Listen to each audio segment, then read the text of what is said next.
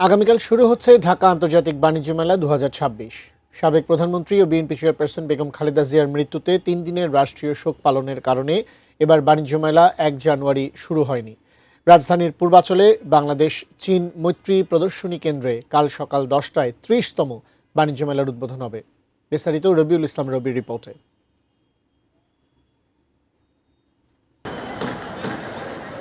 এবারের ঢাকা আন্তর্জাতিক বাণিজ্য মেলা এ আয়োজনের ৩০তম বছর। এবার মেলায় মোট স্টল সংখ্যা ৩২০।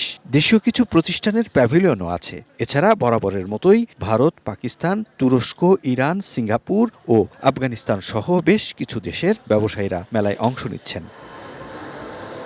শুরুর মাত্র একদিন বাকি থাকলেও মেলা প্রাঙ্গণ এখনও পুরোপুরি প্রস্তুত নয়।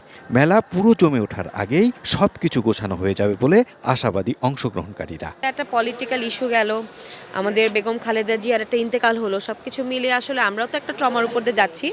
তো সেই জন্য একটু স্লো। আগামীকাল যেহেতু উদ্বোধন, দেখা যাবে ইনশাআল্লাহ কালকে থেকে জমজমাট হয়ে যাবে আশা করছি। সবাই একটু লুজ দিচ্ছে, কারণ এটা হচ্ছে আপনার ৩ তারিখে চালু হবে, সবাই একটু পিছনে এর কারণেই করা হয়েছে। আশাবাদী যে টাইমটা ভালো এবং এবার শীতও আছে, সব কিছু মিলে আশা করা যায় ভালো কিছু সাড়া পাবো ইনশাল্লাহ। দীর্ঘ লাইনে দাঁড়িয়ে মেলায় প্রবেশের টিকিট কাটার ঝামেলা আর থাকছে না। এবার টিকিট কেনা যাবে অনলাইনেই।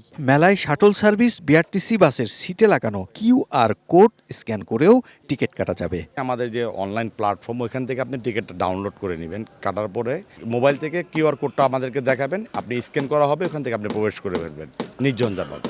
বাণিজ্য মেলার প্রবেশ টিকিটের মূল্য ৫০ টাকা। আগামীকাল থেকে মাস জুড়ে মেলা চলবে প্রতিদিন ১০টা থেকে রাত ৮টা পর্যন্ত। রবিউল ইসলাম রবি, এটি নিউজ, ঢাকা।